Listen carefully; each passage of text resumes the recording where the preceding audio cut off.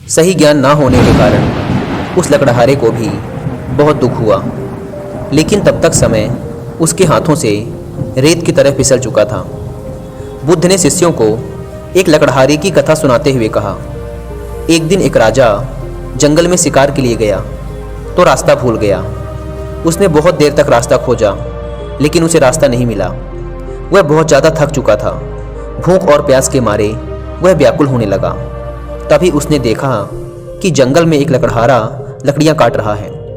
बहुत से पेड़ कट चुके हैं, थोड़े से ही बाकी हैं। उन्हीं में से एक पेड़ की शाखाओं को नीचे गिरा रहा है। राजा ने उसके पास जाकर कहा, भाई, मैं बहुत भूखा हूँ, बहुत प्यास भी लगी है। तुम्हारे पास कुछ खाने को है क्या? लकड़हारे ने कहा, हाँ है, आओ बैठो। दूर उधर एक बावड़ी है, मैं वहाँ से पानी लाता हूँ। तुम यह रोटी खाओ। और पोटली से निकालकर एक मोटी सी रोटी उसने राजा के सामने रख दी। उसमें थोड़ी सी सब्जी भी थी। राजा ने उसको खाया, लकड़हारे का लाया हुआ पानी पिया और शांत होकर कहा, मैं यहाँ पास के ही एक बड़े से नगर का राजा हूँ। शिकार करने आया था पर रास्ता भूल गया हूँ। लकड़हारे ने रास्ता बता दिया। राजा ने जाते समय कहा, मुसीबत के समय तुमने मेरी सहायता की है। यदि तुमको कभी ज़रूरत पड़े तो मेरे पास आ जाना, मैं तुम्हारी सहायता जरूर करूँगा। कुछ समय यूं ही गुजर गए। धीरे धीरे उस जंगल के सभी पेड़ समाप्त हो गए। लकड़हारा लकड़ी काटकर इनके कोयले बनाकर बेचता था। अब वह अपनी जीविका चलाए तो कैसे? वह बहुत दुखी हो गया। दुखी मन से राजा के पास पहुंचा। सेवकों ने राजा को सूचना दी कि लकड़हारा आपसे मिलना चाहता है। राजा को याद हो आया कि हाँ, उसने एक लकड़हारे को सहायता देने का वचन दिया था। एक दिन उसने मेरे प्राण बचाए थे। उसने सैनिकों को उस लकड़हारे को अपने पास लाने का आदेश दिया। सेवक लकड़हारे को राजा के पास ले आए। राजा ने पूछा, क्यों भाई लकड़हारे, क्या बात है, उदास क्यों हो? लकड़हारे ने उत्तर दिया, महाराज, जिस जंगल से मैं लकड़ियाँ काटता था वह समाप्त हो गया। अब वहाँ एक भी पेड़ नहीं बचे। अब जीविका का मेरे पास कोई दूसरा साधन नहीं है, इसलिए आपकी शरण में आया हूँ। आपके राज्य में तो बहुत से जंगल हैं, अगर उसमें से कोई एक छोटा सा जंगल मिल जाए तो मैं भूखों मरने से बच जाऊंगा। राजा ने कहा, तुम्हारी समस्या का समाधान जरूर किया जाएगा। उसके चले जाने के पश्चात अपने मंत्रियों को बुलाकर राजा ने परामर्श किया कि इस लकड़हारे को क्या दिया जाए। परामर्श करने के पश्चात निर्णय हुआ कि शहर के दक्षिण में राजा का चंदन के वृक्षों का जो वन है वह लकड़हारे को दे दिया जाए।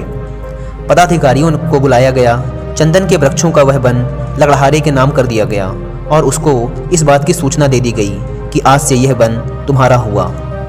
कई वर्ष बीत गए। राजा एक दिन अपने महल में बैठा था कि लकड़हारे का ध्यान आया। प्रसन्नता के साथ उसने सोचा कि अब तो लकड़हारा एक बहुत ही अमीर इंसान बन चुका होगा। उसने कई बड़े बड़े भवन और महल बनवा लिए होंगे, इसलिए चलकर उसे देखना चाहिए। राजा अपने मंत्रियों को साथ लेकर उस वन में गया जो लकड़हारे को दिया गया था, किंतु वहाँ कोई वन ना था। चंदन का कोई भी वृक्ष नहीं था। राजा ने घबराकर अपने मंत्रियों से पूछा, अरे वह जंगल कहाँ है जो लकड़हारे को दिया था? किसी और स्थान पर होगा, तुम मुझे गलत स्थान पर ले आए हो। मंत्रियों ने पदाधिकारियों की ओर देखा। पदाधिकारियों ने कागजों की ओर छानबीन करके बोले, महाराज, वह जंगल तो इसी स्थान पर था। राजा ने कहा, फिर वह गया कहाँ? खोज करने पर कुछ दूरी पर चंदन के कुछ वृक्ष दिखाई दिए। उनके बीच में बैठा हुआ लकड़हारा भी दिखाई दिया, निराश, उदास, विचारमग्न। राजा ने उसके पास जाकर पूछा, अरे तू चिंता में क्यों है? लकड़हारे ने प्रणाम करके कहा, अन्नदाता, आपकी कृपा से इतने वर्ष तो कट गए, अब ये कुछ पेड़ शेष रह गए हैं। थोड़े दिनों में ये भी समाप्त हो जाएंगे। सोचता हूँ इसके पश्चात क्या करूँगा।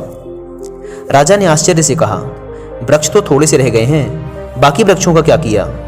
लकड़हारा बोला, रोज लकड़ी काटता हूँ, कोयला बनाता हूँ और बाजार में जाकर बेच देता हूँ। यह सुनते ही राजा ने अपना सिर पीट लिया और दुखी होते हुए कहा, अरे भाग्यहीन, तुमने यह क्या किया? यह चंदन की लकड़ी थी, जलाकर कोयला क्यों बना दिया? लकड़हारा बोला, चंदन की लकड़ी क्या होती है? राजा बोला, अच्छा होता यदि तू जानता। अभी 2-3 हाथ लकड़ी काट लो और इसको बाजार में जाकर बेच दो, और हाँ, इसका कोयला मत बना देना। लकड़हारे ने वैसा ही किया। एक दुकानदार ने देखा लकड़ी तो असली चंदन की है और लकड़हारा एकदम कमाल लगता है। यह देखकर उसने बोला, क्या लेगा इसका?